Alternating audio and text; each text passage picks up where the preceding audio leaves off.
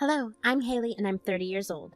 Today, I want to tell you the story about the one time that I was grateful to have gotten recognized. To begin with, I come from a very affluent family. We were known by a lot of big people in the country, and I spent a lot of my childhood moving from one place to another. Although we did settle down when I turned 12 in one place. My parents had a classic rags to riches story, and even though they did get rich, they never forgot their roots. They made sure to instill the values they learned when they were not fortunate enough. We were taught to behave like the common man, and we were treated like every kid our age. We were given allowances and were hounded to get our schoolwork done. I know this seems like every rich kid trying to emphasize with the middle class, but my parents really did make sure that we never showed off our wealth, or even used it as an excuse to get away with things. I will acknowledge that it was because of my wealth that I was able to get opportunities that I never would have gotten otherwise. Even so, these opportunities were still things that I had to work hard towards. At first, I didn't understand why they were so adamant about something like that, but then, as I got older and my dad climbed the ranks in the political world, I began to realize why. I began to get recognized here and there, and that was embarrassing. I used to go out of my way to use my middle name instead of my first name, considering it was lesser known. But just because I got recognized a bunch, I knew that I couldn't continue to live my life in the shadows. So I decided to put myself out there. I had a friend of mine set me up on a couple of blind dates, and the one I really clicked with was Noah. Noah and I just got along well, although he was one of the very few dates that I didn't disclose my wealth to. I just wanted a pure connection first, and then I wanted to reveal my family background. I was tired of men wanting to be with me just because I had a lot of money. Anyways, Noah and I clicked really well. We share a lot of the same interests, and conversations seemed to always flow so effortlessly between the two of us. I always felt like I could just speak my mind around him, and he would be there to listen and never judge. We dated for around 5 months before I began to feel bad about not telling him about my background. I bet he had an inkling because of how I was able to do a lot of things with way more ease than he was, and also because of how frequently I was ready to foot a lot of our bills. Even so, I felt like it was a necessary thing to do. Hey honey, we need to talk about something. Uh-oh, did I do something wrong? No, nothing like that. There's something that I haven't been upfront with you about.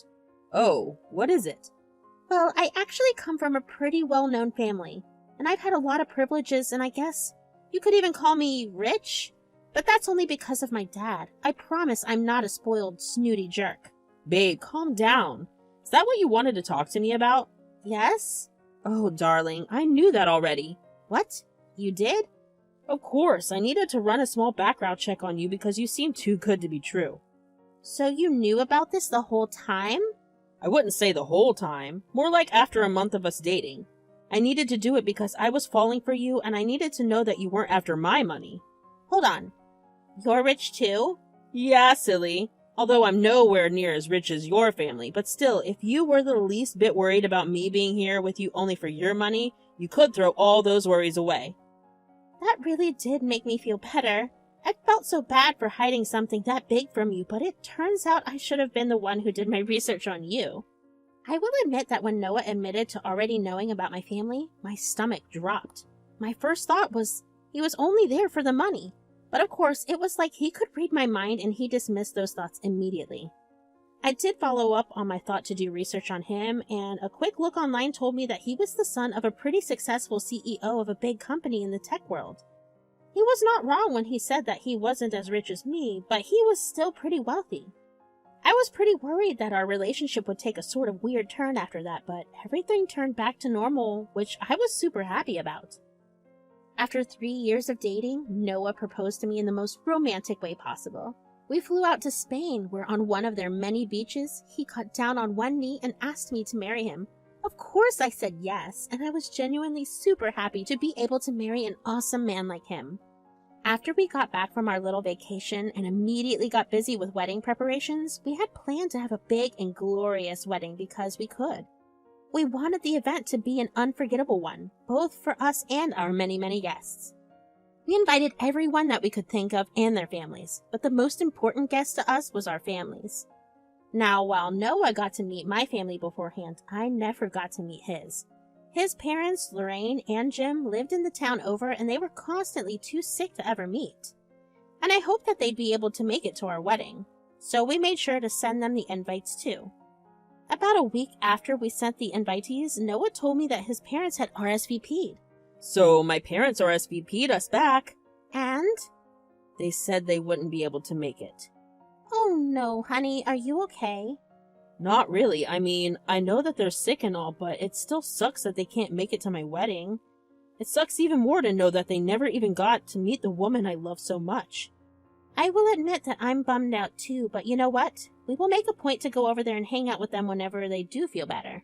Yeah, we definitely will. And I know this may not be any better, but I promise you that our wedding will have the rest of your family and friends, so you won't have the time to think about your parents not being there. Oh, I'm definitely counting on that. I did feel bad for him, but I really did hope that being around everyone else would make him feel better. And I was right. At the wedding, Noah was happy as a lark. He laughed and danced and had completely forgotten about his parents' absence. It was a magical day for both of us. Before I knew it, 3 years had passed, and I was finally going to meet Noah's parents. I was nervous to meet them. I hadn't been able to meet them because they had been constantly sick for a while. Lorraine had a very weak immune system that made her susceptible to a lot of illnesses, while Jim had a really bad back issues that barely allowed him to walk. They lived about 5 hours away from us, and Noah would make the drive to see them once a month, but they did not want to meet anyone else. I didn't take that to heart because I understood that. When I'm sick, I don't want anyone to see me other than people I'm already comfortable with. I never pried or even tried too hard to ask Noah if I could meet his parents. I didn't feel like it was my place to bring it up either, so I let things be the way they were. I did get to talk to them here and there on the phone, especially on holidays and birthdays, but that's hardly enough to build an actual relationship with each other. Finally, after 3 years, Noah asked me if I wanted to meet his parents. Hey, honey, so my parents called me today. Oh, that's nice. How are they?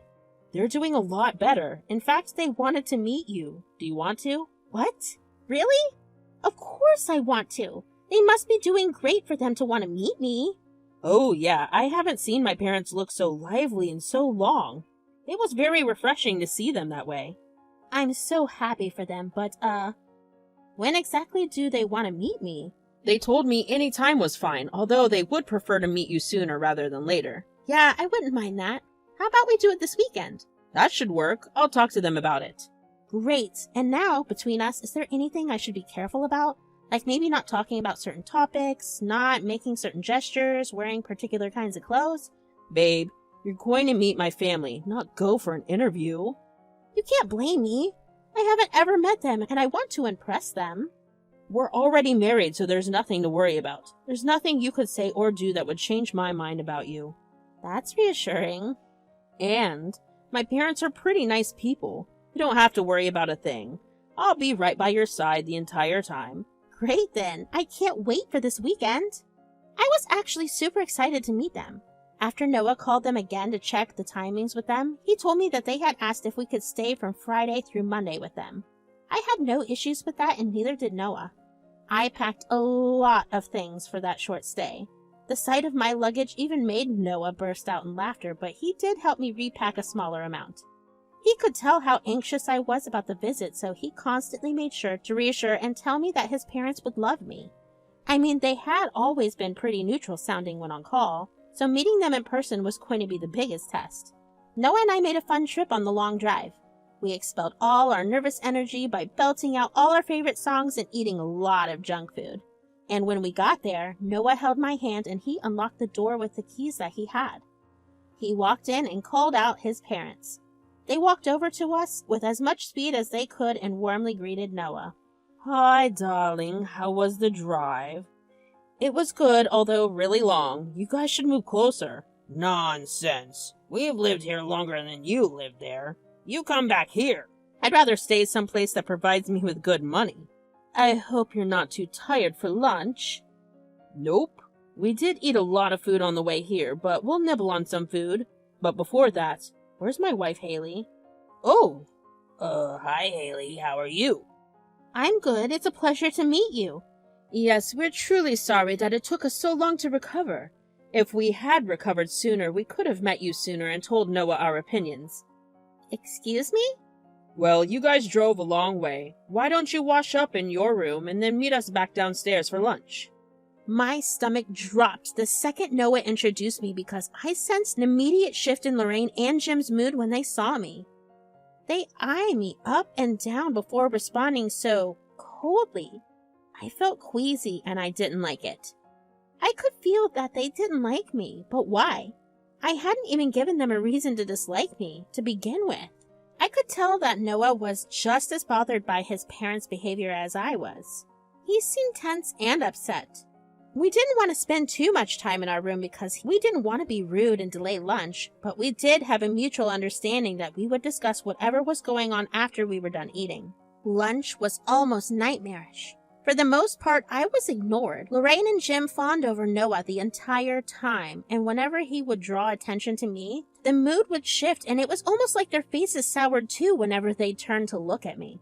What little hunger I had disappeared immediately. I didn't feel welcomed at all, and I didn't want to be there anymore. I could feel Noah getting more and more frustrated with the way his parents were treating me, but every time he made a move to speak up about it, I put my hand on his thigh and held him back. Noah is fiercely protective of me, and if anyone ever says or does anything wrong to me, his anger knows no bounds. While he may not get physical about it, he will definitely dish out enough insults to last you a lifetime. I don't want that happening the first time I ever meet his parents. It took an hour or so, but lunch was finally over and Noah and I went back to our room to rest. When there, Noah immediately asked me if I was doing okay. I broke down in sobs, finally letting my emotions run free. I just don't know what I did wrong. Did I say something? Did I not dress appropriately or even pretty enough? I really don't know why they're being this way. I'm so angry and upset for you. I wouldn't have even minded if they didn't like me. That's their opinion and they're entitled to it. But to actively ignore me and whenever they did have to speak to me, the way they immediately looked so disinterested, that hurt. I know, darling. I'm so sorry. I shouldn't have kept turning the conversation back to you even after they did that a couple of times after that. No, you did nothing wrong. In fact, I was grateful that you took the initiative to get me involved. Of course. The entire purpose of this meeting was for my parents to meet you.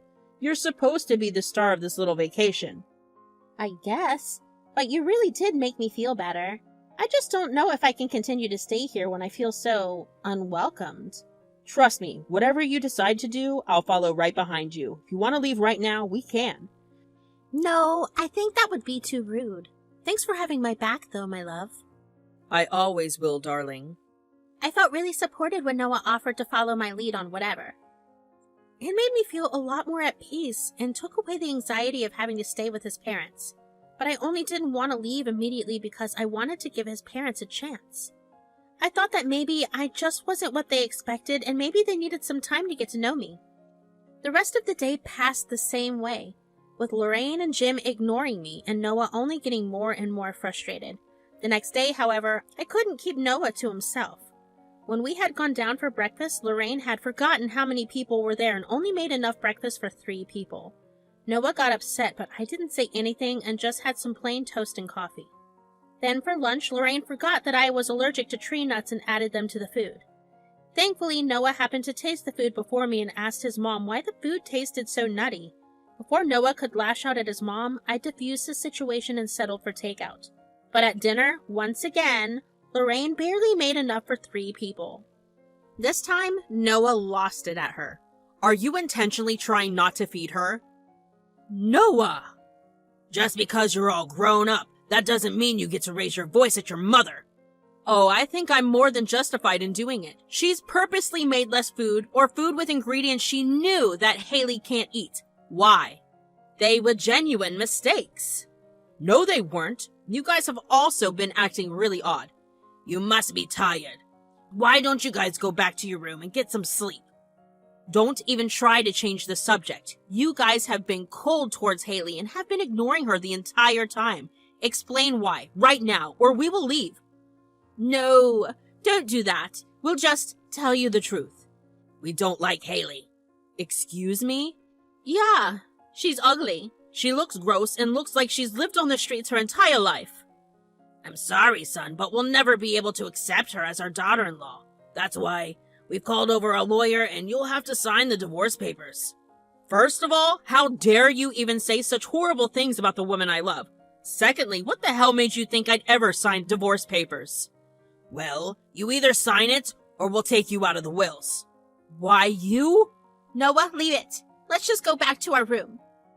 I dragged him out of there as tears rolled down my face. I knew I wasn't conventionally pretty in the slightest sense, but I did know my worth. I knew that no matter what they said, Noah loved me to bits and that I technically had way more wealth than they had ever seen in all their life. Noah was fuming, and for a second, he got mad at me for pulling away from chewing his parents out. I told him that we'd leave the next day and that I never wanted to speak to or hear from his parents again. Noah fully agreed with me and promised me that he would do the same.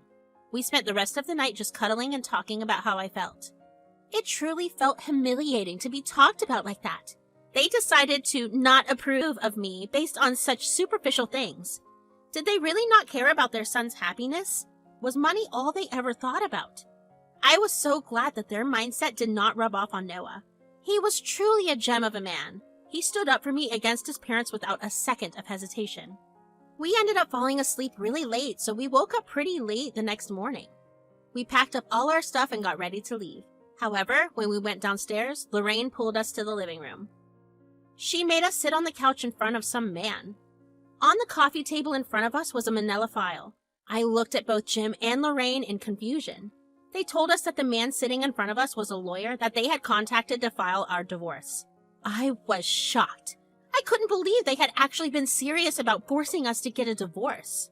I took a look at the lawyer and he looked pale. He turned to Jim and Lorraine and asked them if they were sure they wanted to go through with the divorce. Are you guys sure that you want your son to divorce her? Yeah, of course. I mean, look at her. We don't want someone who looks so ugly and is probably super poor to be part of our family. We want someone who can contribute to the family in some way at least, and we see nothing in her. I don't think you should be saying that. What? Why? Do you not know who she is? She's the daughter of a judge. And he's one of the most influential politicians. Not rich? Her family's loaded. What? Haley, is this true? I don't see why that should matter. You've shown me your true colors, and neither Noah nor I want to ever see you again. Haley, we're sorry. Save it. And Gary, is it? Thank you for your services, but we won't be needing it. With that, Noah and I left. It felt satisfying to have my identity revealed at the best time. Of course, given any other circumstance, I would have been embarrassed to have gotten recognized, but this time, it really put Lorraine and Jim in their place. I hoped that it would teach them a lesson about being superficial. I will never forget the way their faces paled when the lawyer revealed who I was to them. They looked so alarmed and panicked. They couldn't believe that I could be the daughter of someone so influential. They tried to stop us from leaving and they kept trying to apologize, but Noah didn't listen to anything. He shoved them away and we made our way to the car with our luggage. After we reached back home, they kept trying to call us over and over again. We did pick up once, but only to tell them to leave us alone. I did feel bad for telling them that Noah wouldn't be interacting with them because I felt like I was deciding for him, but Noah assured me that I said the right things. We've since blocked both of them everywhere and have decided to go completely no contact with them. I do feel bad that the first time I met his parents resulted in him having to stop being in contact with them. But then again, this was a result of their own actions. If they were willing to be so rude and unaccommodating, they had to be ready to accept the consequences of it too. It just goes to show that you really cannot judge a book by its cover.